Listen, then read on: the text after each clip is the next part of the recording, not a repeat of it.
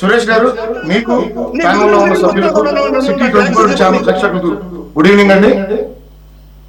జనసేన ఆవిర్భావ దినోత్సవ సందర్భంగా జనసేన అధ్యక్షులు గౌరవ డిప్యూటీ సీఎం పవన్ కళ్యాణ్ గారికి, ఆ పార్టీలో ఉన్న నాయకులకు, వీర మహిళలకు, పార్టీ నాయకులందరికీ శుభాకాంక్షలు తెలియజేస్తా ఉన్నాను. అదేవిధంగా ఎన్టీఆర్ ట్రస్ట్ ఏర్పడి 29 సంవత్సరాలు, ఆ ట్రస్టీ చైర్మన్ నారా భువనేశ్వరరావు గారికి, దేశ విదేశాలతో పాటు తెలుగు రాష్ట్రాల్లో సేవా కార్యక్రమాల్లో పాల్గొంటూ ప్రతి ఒక్కరికి అండదండలుగా ఉన్న ఎన్టీఆర్ ట్రస్ట్ నారా భువనేశ్వరి గారికి శుభాకాంక్షలు తెలియజేస్తూ, ఇక మధుసూదన్ రెడ్డి గారు లిక్కర్ కేసును ఒక ఫ్యాబ్రికేటెడ్ కేసు అని, వైఎస్ఆర్సీపీ పార్టీ మీద కక్ష సాధింపు చర్యల్లో భాగంగా కూటమి ప్రభుత్వం కేసులు పెట్టిందని, జగన్మోహన్ రెడ్డి సచ్చీలుడని, వాళ్ళ పార్టీలో నాయకులు ఈ రోజు ఇరుక్కున్న ముద్దాయిలంతా సచ్చీలులని ఈయనే కితాబిస్తా ఉన్నాడు. సురేష్ గారు హైకోర్టుల్ని, సుప్రీంకోర్టుల్ని, న్యాయవాదుల్ని పై నిందలు వేయటం, వారి గురించి విషప రాతలు రాయటం మధుసూదన్ రెడ్డి గారికి, వైఎస్ఆర్సీపీ పార్టీకి వాళ్ళ కొత్త కాదు. సురేష్ గారు గతంలో 2019 నుండి 24 మధ్య హైకోర్టు, సుప్రీంకోర్టు న్యాయవాదుల మీద వీళ్ళు ఏ విధమైన కక్ష పూరిత విషప రాతలు సోషల్ మీడియా సాక్షిగా చేశారో రాష్ట్ర ప్రజలందరికీ తెలుసు. మధుసూదన్ రెడ్డి గారికి తెలుసో లేదో, ఎన్ఫోర్స్మెంట్ డైరెక్టరేట్ ఈ లిక్కర్ స్కామ్ లో ఎవరైతే ఇన్వాల్వ్ అయి ఉన్నారో రాజ్ కసిరెడ్డి, చాణుక్య, వాసుదేవరెడ్డి, వాళ్ళ ఫ్యామిలీ మెంబర్స్, రిలేటివ్స్ 441.63 కోట్ల ఆస్తిని అటాచ్ చేయడం జరిగింది. 2019 సార్వత్రిక ఎన్నికల్లో పూర్తిగా మద్య నిషేధం చేస్తాను, అమలు చేస్తానని చెప్పి రాష్ట్ర ప్రజల్ని నమ్మించి అధికారంలోకి వచ్చి జగన్మోహన్ రెడ్డి ధనదాహంతో కల్తీ మద్యం స్కామ్ తెరలేపి పేద, బడుగు, బలహీన వర్గాల ప్రజల జీవితాలతో, ఆరోగ్యాలతో ఆటలాడి విషపూరిత మద్యాన్ని బాటిల్స్ లో నింపి ఏ విధంగా వేల కోట్లు దోచేశాడనేది ఈరోజు కోర్టుల్లో నిరూపణ అవుతా ఉంది. చాలా మంది ముద్దాయిలు జైల్లో ఉన్నారు ఇప్పటికీ కూడా. ఇక మీరు మాట్లాడిన అంశం మిథున్ రెడ్డి గారి బెయిల్ విషయంలో గౌరవ ఏసీబీ కోర్టు పరిధి దాటి ఆలోచన చేసింది అని గౌరవ హైకోర్టు అభిప్రాయపడిందని మీరు ఏదైతే ఇంట్రోలో మాట్లాడడం జరిగిందో దాని గురించి న్యాయవాది గౌరవ వెంకటేశ్వరరావు గారు, జనసేన పార్టీ నాయకులు ఆ బెయిల్ గురించి అన్ని ఆయన వివరంగా లీగల్ ఆస్పెక్ట్స్ మొత్తం చెప్పడం జరిగింది. నేను ఈరోజు చెబుతా ఉన్నాను, 2019 సార్వత్రిక ఎన్నికల ముందు ఈ రాష్ట్రంలో ఏం బ్రాండ్లు ఉన్నాయి, జగన్మోహన్ రెడ్డి గారు అధికారంలోకి వచ్చిన తర్వాత మద్యం టెండర్లన్నింటినీ క్లోజ్ చేసి రాష్ట్రంలో ప్రభుత్వమే మద్యం వ్యాపారం చేస్తుంది అని ఒక కొత్త విధానానికి తెరలేపి ఆంధ్రప్రదేశ్ లో రాష్ట్రంలో మద్యం వ్యాపారం చేసిన ఏకైక ముఖ్యమంత్రి జగన్మోహన్ రెడ్డి గారు.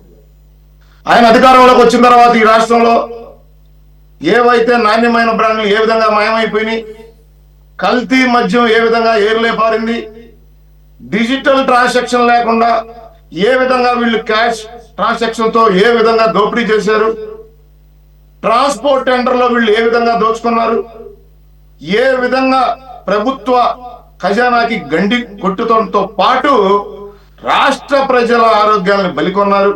అదేవిధంగా విద్యార్థులకు చదువు చెప్పే గౌరవ ఉపాధ్యాయుల్ని ఏ విధంగా మద్యం షాపుల దగ్గర క్యూలో నిలబెట్టి మద్యం ప్రియుల్ని లైన్ లో పంపించేదానికి వినియోగించుకున్నారు. వీళ్ళ దాష్టికాలు, వీళ్ళ దోపిడీ, వీళ్ళ దుర్మార్గాలు ఏ విధంగా ఉన్నాయని రాష్ట్ర ప్రజలు చీకొట్టారు. కనీస ప్రతిపక్ష హోదా ఇవ్వలేదు.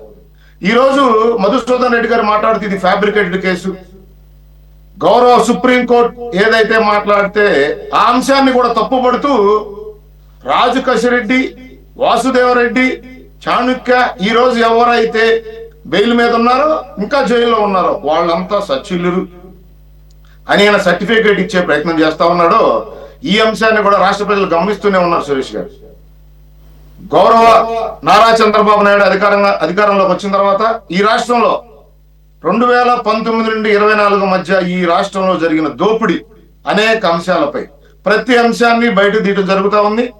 న్యాయస్థానాలకి సాక్ష్యాలతో నిరూపించడం జరుగుతూ ఉంది. ఇక మధుసూదన్ రెడ్డి గారు మాట్లాడుతూ ఉన్నారు, ఢిల్లీ నుంచి లాయర్లను తీసుకొచ్చి ఇక్కడ వాదిస్తా ఉన్నారు, ఇక్కడ ఆంధ్రప్రదేశ్ లో లాయర్లు లేరా అని. ఆ మాట మాట్లాడే నైతిక హక్కు వైసీపీ వాళ్ళకు ఉందా? గతంలో రంగుల కేసులో, అమరావతి కేసులో మీరు ఏదైతే చిన్నపిల్లల పుస్తకాల మీద, బెల్టుల మీద, చీకుల మీద ముద్రించిన జగన్మోహన్ రెడ్డి బొమ్మ తొలగించాలనే కేసులో, పాసు పుస్తకాల మీద, భూమి సరిహద్దు రాళ్ల మీద జగన్మోహన్ రెడ్డి బొమ్మని ప్రచురించినప్పుడు ఆ కోర్టు కేసుల్లో ఎవరెవరిని తీసుకొచ్చి వాదించి ప్రజాధనాన్ని ఏ విధంగా దుర్వినియోగం చేశారు అనేది రాష్ట్ర ప్రజలందరికీ తెలుసు. మధుసూదన్ రెడ్డి గారు, ఇవాళ మీరు కొత్తగా ప్రజలకు చెప్పాల్సిన అవసరం లేదు.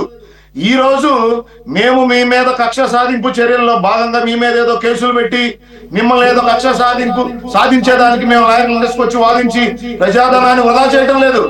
మీరు దోచుకున్న ప్రజాధనాన్ని కక్కించేదానికి, ఏదైతే ఈ రాష్ట్రంలో ఉన్న ప్రజల జీవితాలతో మీరు ఆటలాడారో అవన్నీ బయట పెట్టేదానికి ఈరోజు న్యాయస్థానాల సాక్షిగా మేము పనిచేస్తా ఉన్నాం. అది మీరు గమనించాలి. మీ నోటికి వచ్చిందల్లా మాట్లాడి ఏదైతే ఈ రోజు గౌరవ హైకోర్టు, సుప్రీంకోర్టులు ప్రస్తావిస్తా ఉన్నాయో, లిక్కర్ కేసులో ఏ విధంగా మీరు రాష్ట్ర ఖజానాని దోచేశారు, ఏ విధంగా రాష్ట్ర ప్రజల ఆరోగ్యాలతో మీరు ఆటలాడారు, విషాన్ని మద్యం బాటిల్లో నింపి ఏ విధంగా ఈ రాష్ట్రంలో ఉన్న ప్రజల జీవితాలను అల్లకల్లోలం అయ్యేదానికి మీరు కారణభూతం అయ్యారనేది ఈరోజు కోర్టులు, గౌరవ కోర్టులు మాట్లాడుతా ఉన్నాయి. దాని గురించి మాట్లాడే నైతిక హక్కు మీకు ఎక్కడుందని అడుగుతా ఉన్నా సూటిగా. ఏదైతే వాళ్ళ జైల్లో ఉన్న సభ్యులు కానీ, ఏదైతే వాళ్ళ బయట తిరుగుతున్న, బెయిల్ మీద తిరుగుతున్న వాళ్ళు కానీ, ఏదైతే తప్పించుకు తిరుగుతున్న వాళ్ళు కూడా రాబోయే రోజుల్లో ప్రభుత్వం సరైన సాక్ష్యాధారాలతో నిరూపించడం జరుగుతుంది. దీనికి ఎవరైతే అధినాయకత్వం వహించి వేల కోట్ల రూపాయలు దోచుకొని వాటిని ఇతర దేశాల్లో పెట్టుబడులు కాబట్టి మీరు లబ్ధి పొందారో, ఖచ్చితంగా వాటిని కూడా గౌరవ న్యాయస్థానాలు, ఎన్ఫోర్స్మెంట్ డైరెక్టర్లు ఖచ్చితంగా వాటిని జప్తు చేయడం జరుగుతుంది. వాటిని ప్రభుత్వానికి జమ చేయడం జరుగుతుంది. ఇది ఖచ్చితంగా మధుసూదన్ రెడ్డి గారితో పాటు ఈ రోజు వైఎస్ఆర్సీపీ పార్టీ నాయకులు ఎవరైతే ఇంకా బొంకుతా ఉన్నారో, మేమేమి సచ్చీలులం, ఇవన్నీ ఫ్యాబ్రికేటెడ్ కేసులు, అసలు మా అంత సచ్చీలు ఈ ప్రపంచంలో లేరు, మీరంత సచ్చీలు అయితే 151లో మధ్యలో 5/11 దేనికి మిగిలిన మధుసూదన్ రెడ్డి గారు? ఈ రాష్ట్రంలో ఏ విధంగా మీరు మద్యం ప్రియుల జీవితాలతో ఆటలాడుకున్నారు, ఏ విధంగా కల్తీ మద్యం ఏరులై పారింది.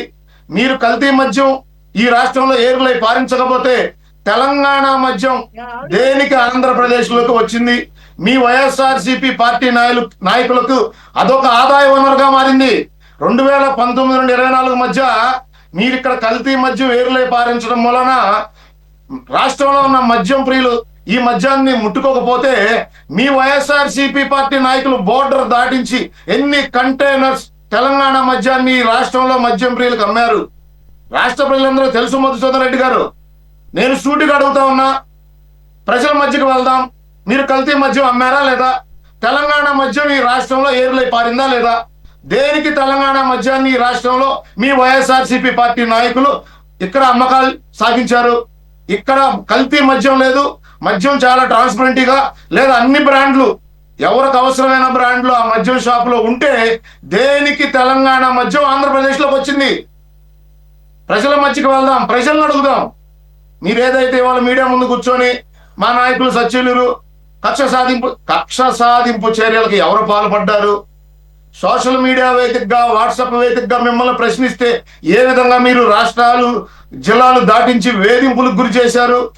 రేత్రి 11ంటికి 12ంటికి గోడలు దూకి ఆ రోజు మీ అడుగులకు మడుగులు తూతూ కొంతమంది అధికారులు తాబేదారులుగా వ్యవహరించి ఈ రోజు మీకు ఆ రోజు తాబేదారులుగా వ్యవహరించిన అధికారులు మొత్తం ఈ రోజు వాళ్ళ జీవితాలను నాశనం చేసుకొని రోడ్డును పడ్డారు.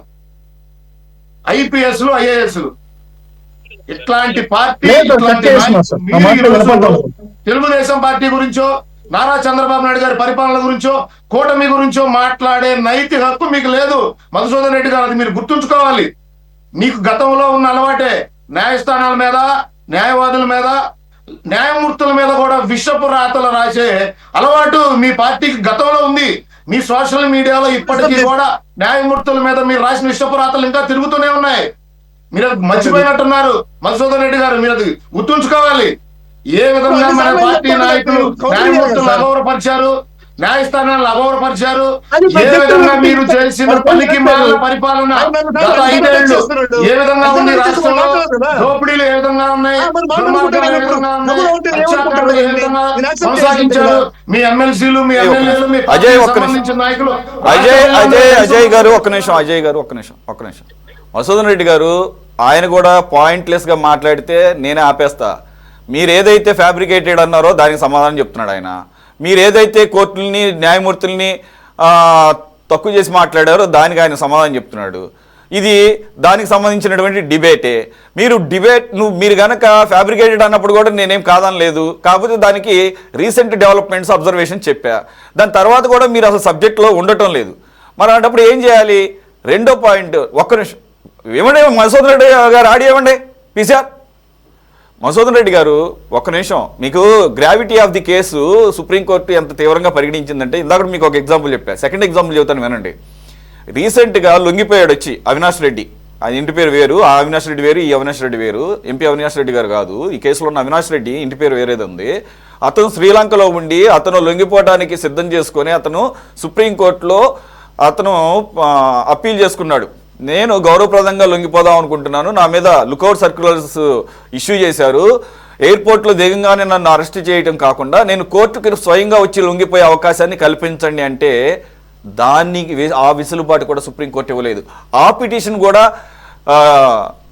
గౌరవనీయులైన సుప్రీంకోర్టు చీఫ్ జస్టిస్ బెంచ్ ముందుకే వచ్చింది. అప్పుడు కూడా అన్నారు, ఈ కేసు తీవ్రత దృష్ట్యా, అతనికి ఉన్నటువంటి ఇన్వాల్వ్మెంట్ దృష్ట్యా సంవత్సర కాలంగా అతను తప్పించుకు తిరుగుతూ ఇప్పుడేదో పెద్ద మనిషిగా వచ్చి లొంగిపోతానంటే 1 year is very big time అని చెప్పేసి అతను అవకాశాన్ని కోల్పోయాడు.